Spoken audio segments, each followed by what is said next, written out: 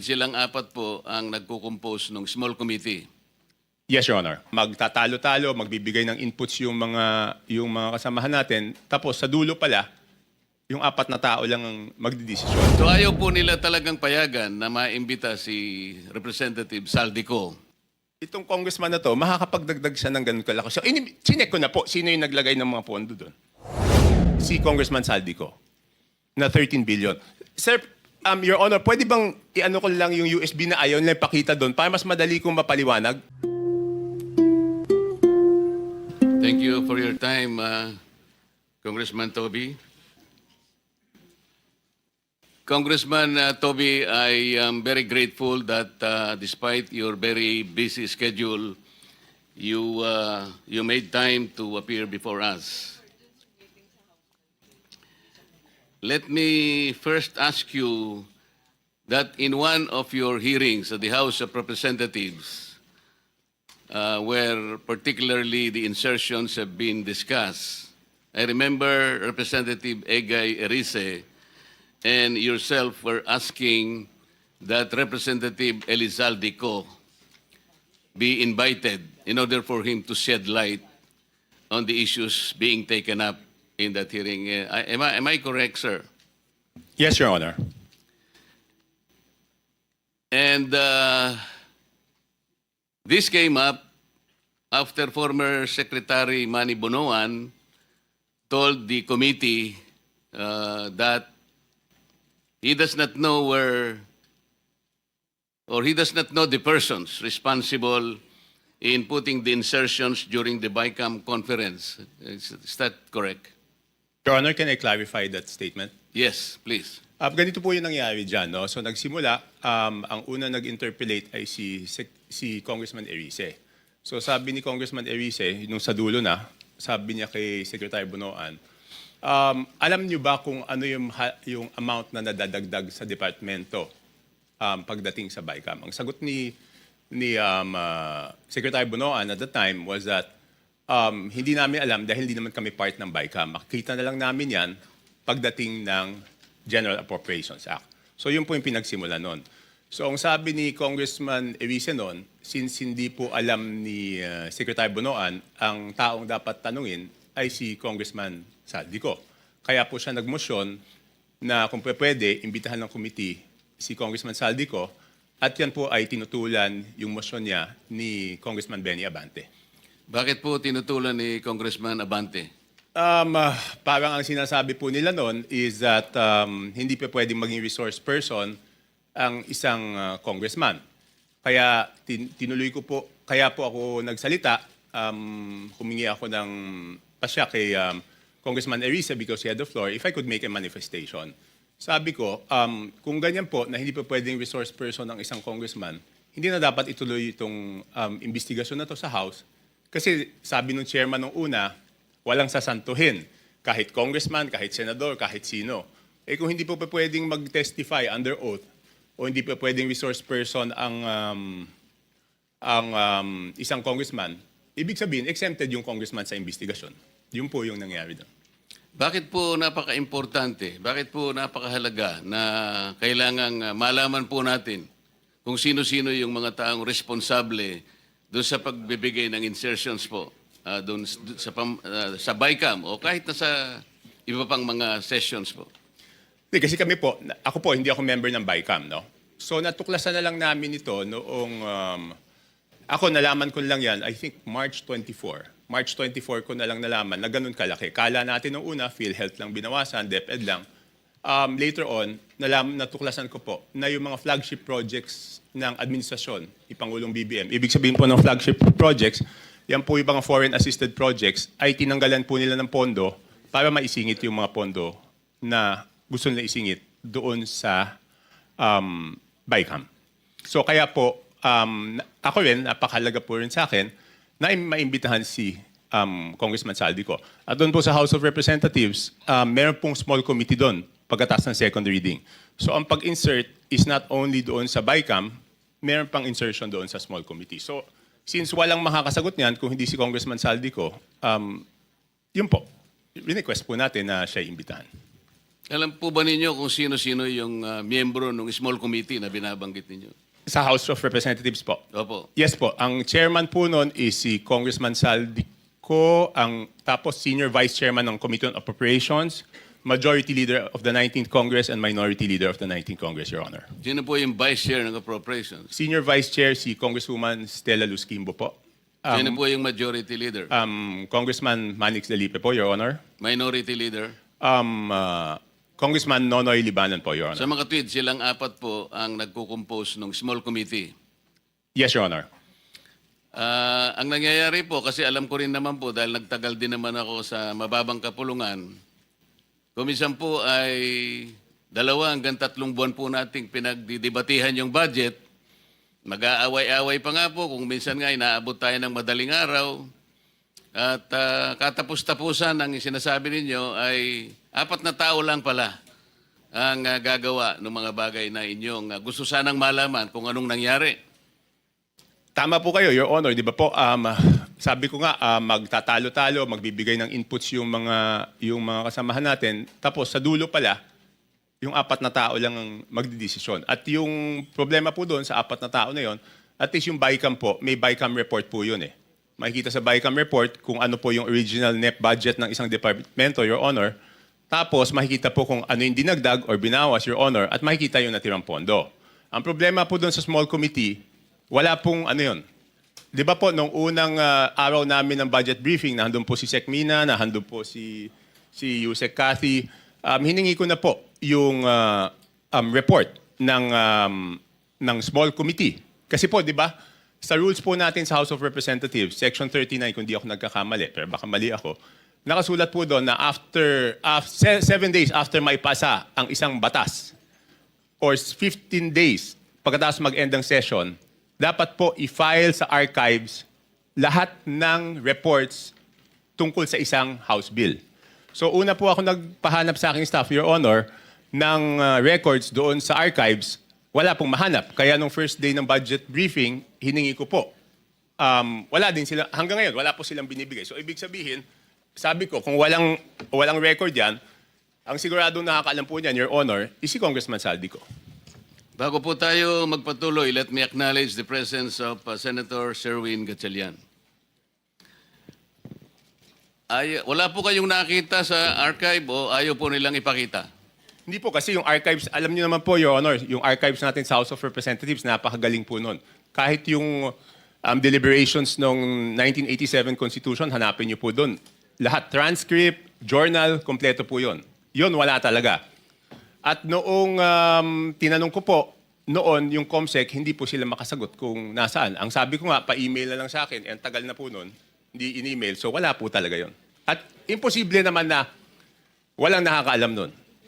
Alam po ninyo, meron po nga tayong tuntunin sa House of Representatives kahit na po yung kopya ng enrolled bill. May 3 kopya po dapat na nandun po dapat sa opisina ng Secretary General. Sinubukan ko rin po sanang manghiram nun kung meron pero hindi rin po nila naipakikita. Pero ganito po, so ayaw po nila talagang payagan na maimbita si Representative Saldico. Meron bang pagkakataon na kahit paano nakita nyo rin po kung sino talaga ang may kagagawan ng mga insertions doon sa BICAM? Hindi po. Ang ginawa ko po, Your Honor, is nag-research na po ako kung sino po yung gumawa ng insertions. Paano po kayo nag-research? Ganito po. Okay, mahaba po yung history niyan, Your Honor.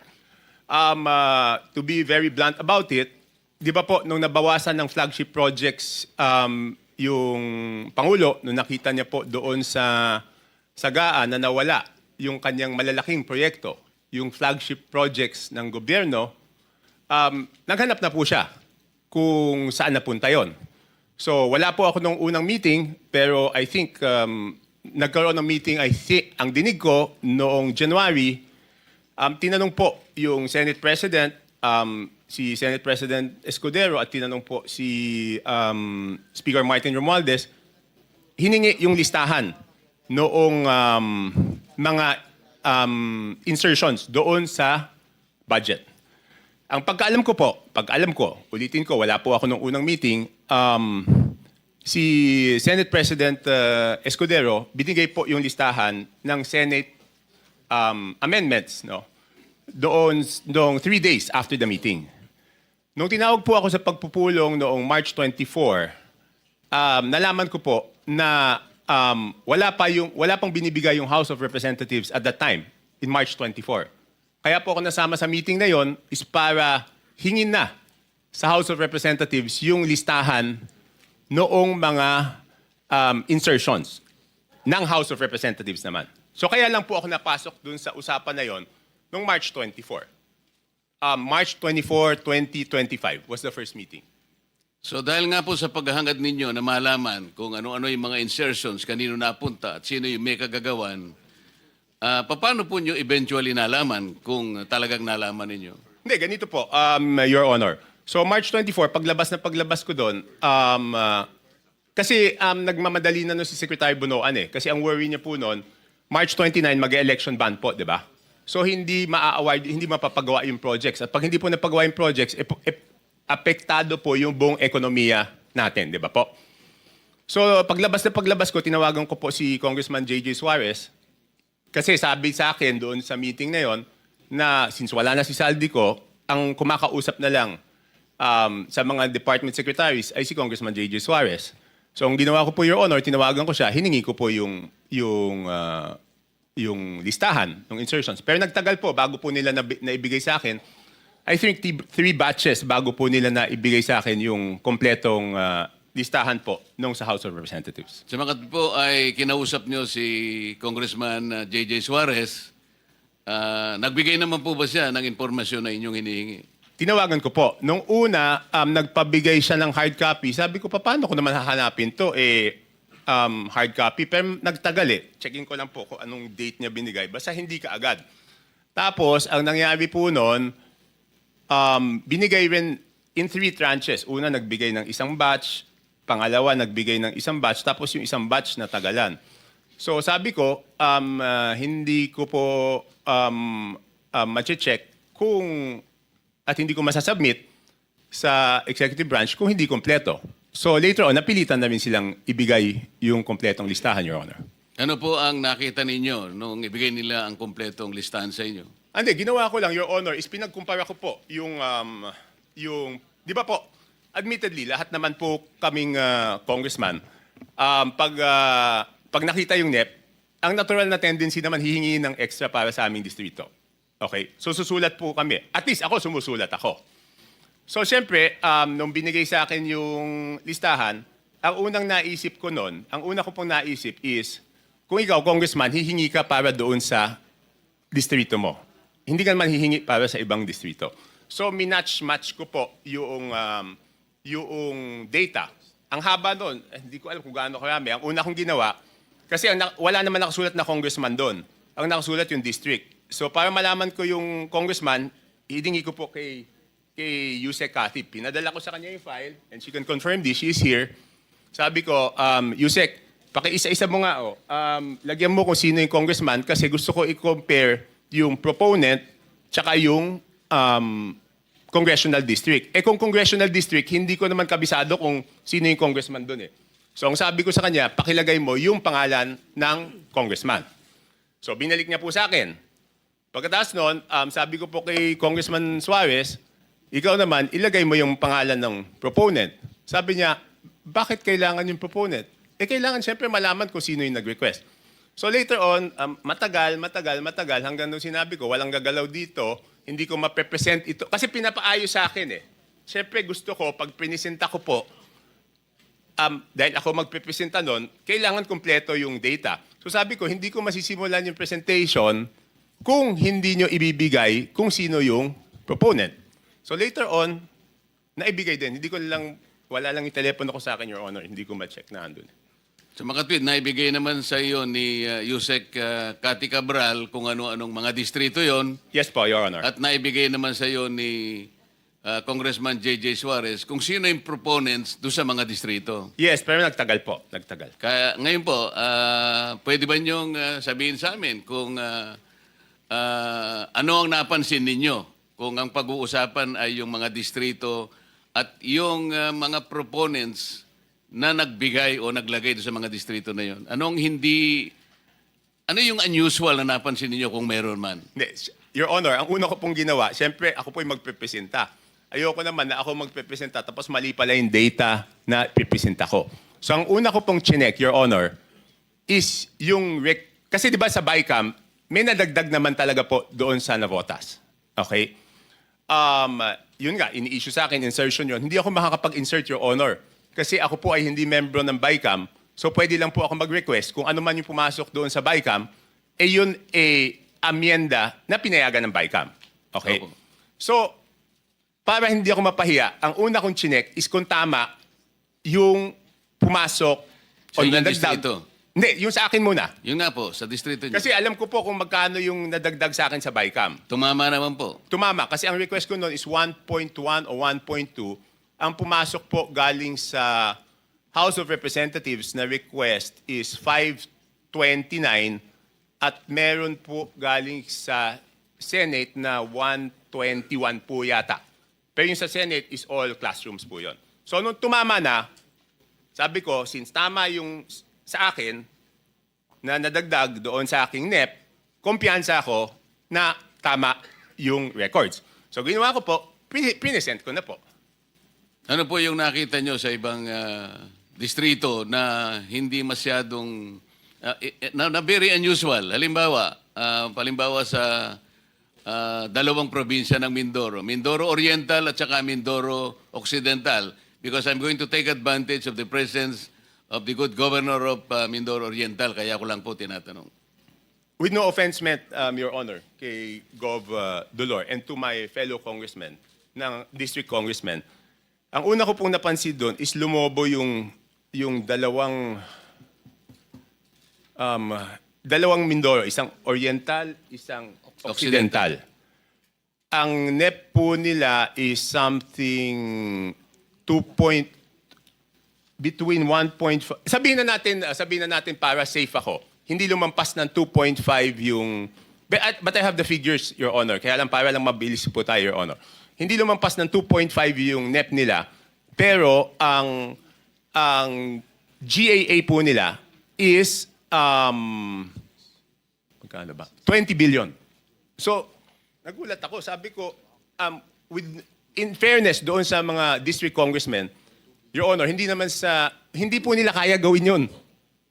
Hindi kayang gawin ng regular congressman na magdagdag. Hindi naman po sila miyembro ng Committee on Appropriations. Parehong first-term congressman po yun. So hindi nila kakayanin magdagdag ng ganun kalaki. Kasi ang hirap po, di ba? In my case, nag-request ako 1.2 billion, ang nabigay lang 569. So paano namang itong congressman na to, makakapagdagdag siya ng ganun kalaki? So chinek ko na po, sino yung naglagay ng mga pondo doon. Sige po. Tapos po, nagulat din ako kasi siyempre makikita ko doon sa proponent tsaka doon sa district congressman. Nagulat po ako na, for example, alam ko po kayo dating party list, Your Honor. Pero may dalawang party list po doon, nasa BICAM lang, hindi ko alam yung sa small committee, ay nadagdagan sila ng 2 billion. Anong party list po? Ako Bicol at BHW po. Ang alam ko po, Your Honor, ang party list congressman, ang allocation po yata, kung di ako nagkakamali, but I'm sure you know better, is 100 to 150 million lang. Tama po yun. Kapag kayo po ay party list representative, tuwang-tuwa na po kayo pagka nakakuha kayo ng 170 million. So sinasabi po ninyo, dalawang party list yan, 2 billion po yung nakuha Sa BICAM po. sa BICAM. So hindi ko na po na-check, Your Honor, yung kasi one-man team to, ako mismo ano nito eh. So, Balikan po natin yung sinabi nyo without any offense meant dun sa representative po dyan sa Mindoro Oriental at saka Mindoro Occidental. Kayo na po ang nagsabi na parang wala naman sila sa kalagayan ng manghingi ng ganong kalaki sapagkat hindi naman sila kasing sikat ng isang Toby Chanko. Hindi po. Kung kayo nga po nanghingi ng ganito, kalahati lang ang naibigay. Sabi po nyo kanina, hindi sila lalampas ng at least 2.5B Pero ano pong nakita ninyo? Naging 20 sa makatwid. Magkano po yung nadagdag? Sangayon po dun sa inyong Yun, nakita. 17, ganyan, di ba? From 2, sabihin mo 2.5 to 20, di 17.5. Tapos ang isang nakita ko po doon, under proponent, nagulat po ako na yung proponent ng mga dagdag sa distrito na to, under BICAM, is si Congressman Saldico, na 13 billion. Sir, Your Honor, pwede bang i-ano ko lang yung USB na ayaw nila ipakita doon para mas madali kong mapaliwanag? Yun nga po yung gusto namin kung papayag Kasi kayo, mahirap puro kwento eh. Ito, may numero po to. bigyan natin ng kopya po yung Blue Ribbon Committee. May I direct staff of the Blue Ribbon Committee to please secure the copy from Congressman Tiangco para makita po natin yung binabanggit niya. Ipakita po natin sa sa screen.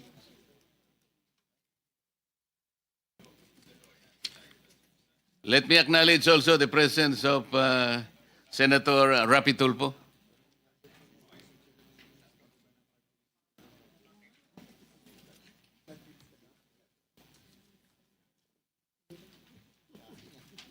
Mr. Chair, may I interject, Mr. Chair? Yes, Senator. Yeah, I would like to direct this question to, Sandali. Let me acknowledge also the presence of Senator Bato.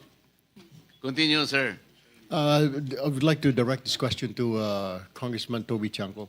Sir, sabi niyo parang 17.5 ang nilobo nung budget. Tama po ba yun? Kunin ko lang po yung eksaktong records para sigurado. Kasi parang sinasabi niyo, 2 something lang ang request nung district na yon. And you don't believe na hindi nila kaya yung kasi mga ordinary at mga bagitong congressman. Tama po ba yon? Hindi naman po ordinary, sir. Regular. Yeah. What I mean to Regular. say, sa district ho na yon. Tama po ba? Yes, Your Honor.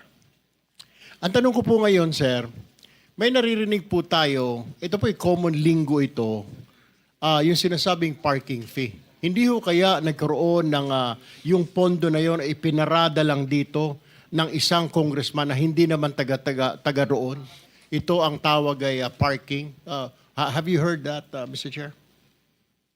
Yes, sir. Yes, Your Honor. Nadinig ko na po yun. Pero dalawang term po yan, di ba? Kung matatandaan nyo sa Kongreso, isa yung parking, isa yung sagasa. Could you tell us the difference Di ba yung between parking, Your and Honor? sagasa? Yung parking rep, Tiangco, medyo kabisado ko, pero yung sagasa, hindi ko pa, pwede bang ipaliwanag mo yung sagasa? Hindi. Yung parking po, Your Honor, is nakiusap ka dun sa district congressman. Yes. Pumayag yung district congressman. Yung sagasa po, Your Honor, is wala kang magagawa sa ayaw mo't sa gusto. Mas matindi pala yun. Oh, Your Honor,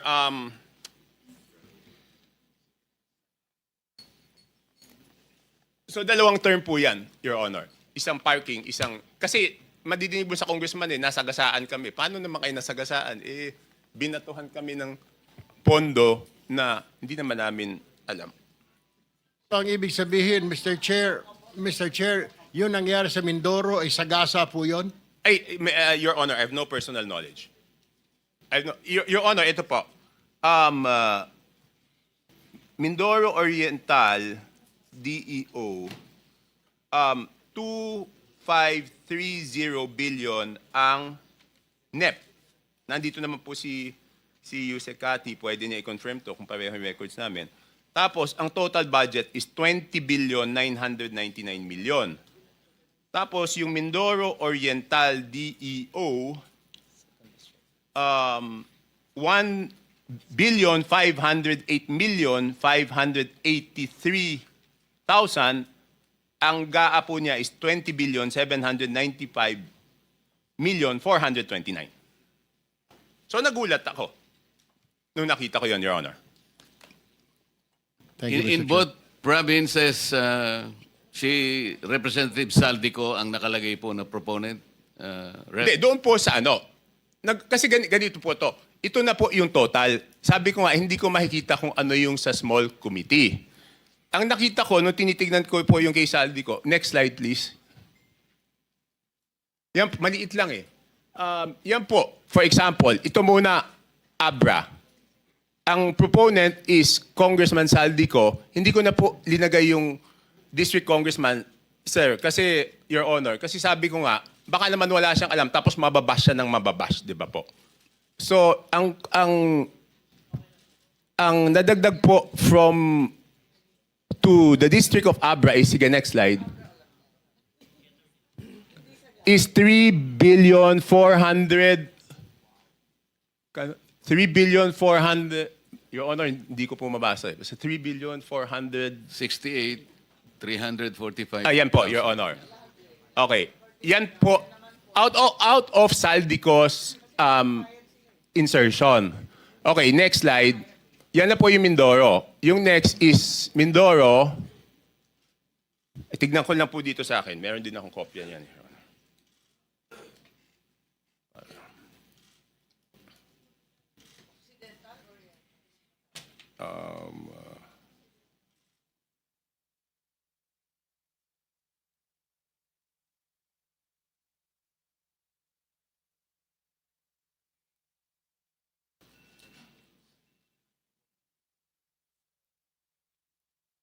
Next is Occidental Mindoro, 3.2 billion po yan ang nadagdag. Okay, next is Oriental Mindoro, 3,105,759,000. Next is total po ng Romblon is 620 million. Tapos next po, Bukidnon is 580,222,000. I would like to clarify, Your Honor, I will make it clear, hindi po ito district ni Congressman Joe Zubiri. Hindi po. Just to clarify, hindi niya distrito yan.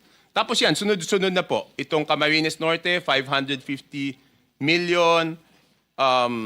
Itong, ano ba yung sumunod? Batangas, 429.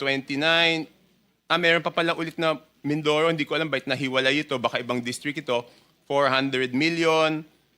And then Sarangani, 300. So next slide, pag tinotal niyo po, yan, magbabalanse po yan. 13,803,693 with Congressman Saldico as proponent.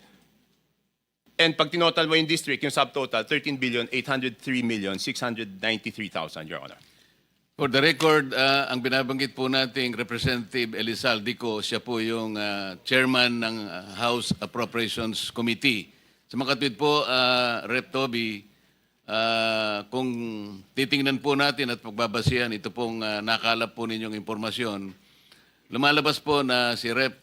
Saldico ay siyang proponent ng halos 13.8 billion. Hindi natin malaman kung ito pinarada o sinagasa. Yun po ba ang ating conclusion? Ano po yung ilang congressman dyan, sabi na hindi amin yan. Hindi namin ni-request yan. So, hindi na ako nagtanong kung parada yan or Sagasa. Ang sinasabi ko lang po is, yan po yung nakita ko. Kasi normally, kung kunyari, yan po yung request ko, dapat ako yung proponent. At ako rin po yung congressional district. So pag magkaiba, magtataka kayo bakit eh. Chair, baka may dadagdag si Gob, Dolor, dahil puro Mindoro ang binabanggit. Yun nga po, may I take advantage of your presence, Gob. Total, nababanggit naman po ang inyong probinsya. Siguro po, makapagsalita kayo sang-ayon po dun sa revelations po ni Representative Toby. Your Honor, nag-request po ako kay Gov. Dolor. Tapusin ko lang, mabilis na lang to eh. Okay. Thank you. Yes. So makikita ko po, yung Ako Bicol, yan po, ang BICAM is 2,295,000,000. Next slide. Yan. Next slide. Yan. Ang Ako Bicol, ang ano po niya, ang napunta po sa BICAM pa lang is 2,295,000,000. Again, hindi ko alam yung small committee. And then yung BHW po, ang total is 2,064,000,000. At ito po, Your Honor, buti na lang naagapan to kasi po, hanggang ngayon, hindi po rini-release yan. Kasi nung natuklasan na ganyan, nakakapagduda, hindi po ni-release. Your Honor, pwede po ako magtanong kay Yusek Cathy. Meron lang akong gusto i-clarify, Your Honor. Please proceed. Yusek, di ba ginagawa ito short of award, di ba po? Yes, sir. Kapag ka na lumabas na po yung GAA, pwede na po silang mag-advance procurement short of award hanggang ma-download po yung pondo sa implementing office. Okay.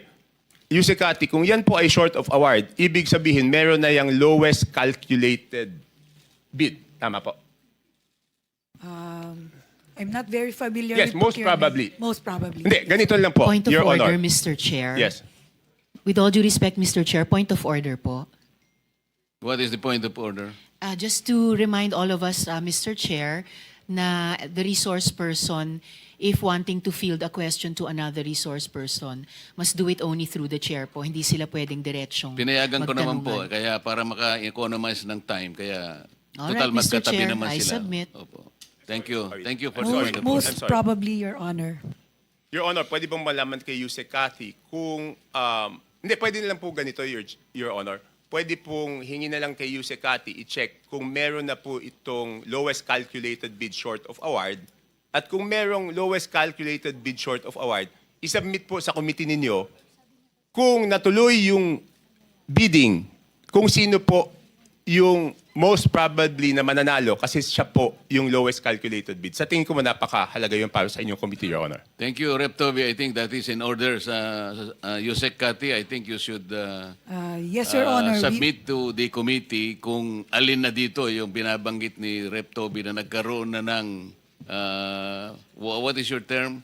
Bidding short of award. Bidding short of award. Para malaman po natin at mabantayan na. Can you do that, Yusek Cathy? Yes, Your Honor. We will direct all the implementing offices, whether it's regional office or district engineering office, to submit all the bidding documents of these projects that are bidded out short of award, Your Honor. Thank you. Thank you for your cooperation. Your Honor, ang request ko po, kung pwede, kung papayagan po ng committee, bibigyan ko po si Yusek Cathy nito para ilagay na niya.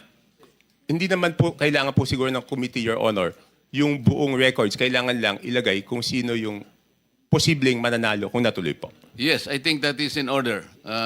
Kung pwedeng maibigay nyo na rin ang kopya kay Secretary Yusek Cathy. Yes, Your Honor. Thank you, Your Honor. That's all. Chair, pwedeng humirit.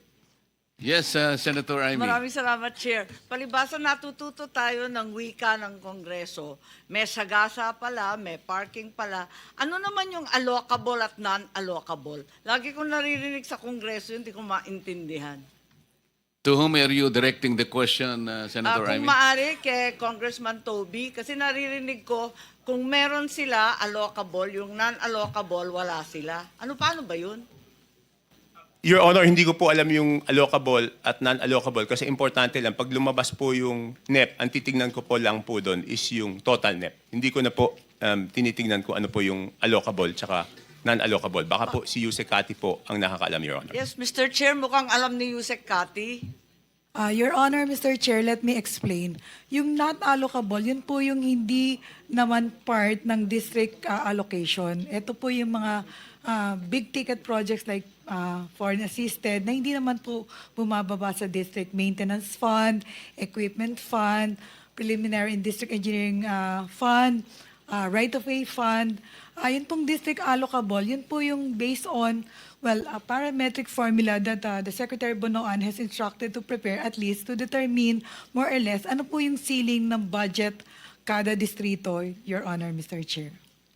So, sa pagtingin ng district, halimbawa yung district engineer, yung sinasabing allocable, yung kanya na ibibid. Tama ba po, Your yun? Honor. Tapos yung non-allocable, Opo. madalas napupunta sa region o di kaya sa central office. Ganun ba yun? Your Honor, most probably, Your Honor, yes. Hindi po part ng district office yung non-allocable. Okay, thank you. Rep. Toby, siguro doon sa parada at saka sa gasa, doon sa parada malaman natin magkano yung parking fee siguro para sa kaalaman din ng committee. Doon sa sagasa, ano kaya yung ginamit na pang sagasa? Pison kaya o tren o kung paano? Kasi kailangang malaman din natin.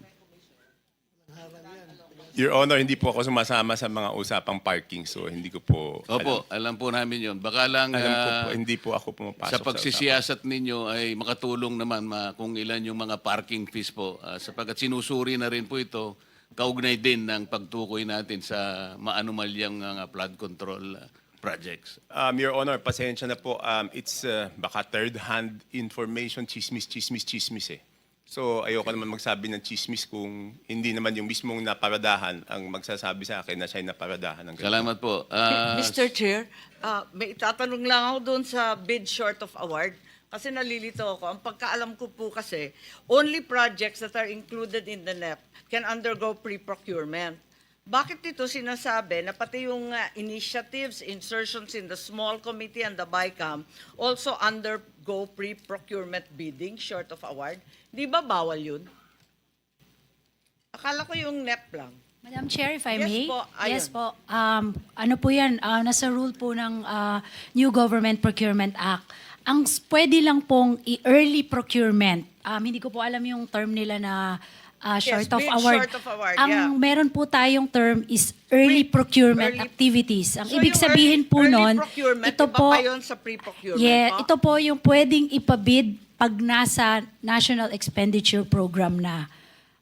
Pero pag nasa BICAM po at saka sa hindi na po kasi nagbago na po yung mga Kaya- numero eh. Kaya nga, so Magkaiba po 'yon. So, yun na nga, yun ang tinatanong ko. Yes, We're ma'am. talking about the same thing. Opo. So, yun ang Mali lang po tinatanong ko. siguro yung pagkakagamit ng term ni Yusek Cathy. Yung kanina, yung kay Yusek, hindi maaring i-pre-procurement o i-early procurement o i-bid short of award kapag hindi kasama sa NEP. Hindi ba ganun yun? Yes po. Dapat, Section yung mga 21 po. Yung mga insertions, congressional initiatives, lahat yan, walang pre-procurement. Wala po. So, walang aregluhan sa kontratista. Wala po. Ang walang early down payment o mobilization fund. Yes, ma'am. Oh, magkaliwanagan Opo. lang Yun po, tayo. early procurement po, Section 21 of the New Government Procurement Act. Yes, Yes, ma'am. that went through the Senate. Thank you. Opo, opo. Point So of I order, think that Mr. is Chair. very clear. Mr. Chair. Nasa bagong na yan, new Government Procurement RA 12009. Mr. Chair, point of order, Mr. Chair. I just want to know what is the process of the other colleagues having their time questioning. Kasi kung hindi, wala eh. Kahit na sino sumingit, sorry, it's okay. Kahit na sino Sige. sumingit-singit, ito kanina pa, more than half an hour na siya, hindi pa siya nakapagsalita. Siguro naman bigyan natin ng allocation each senators ng time limit o 10 minutes.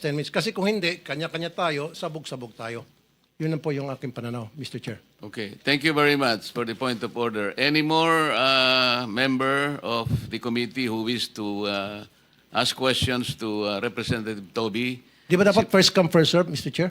Marami Yun nga po, kung merong gustong magtanong, kailangan mag-express na po para... Mr. Chair,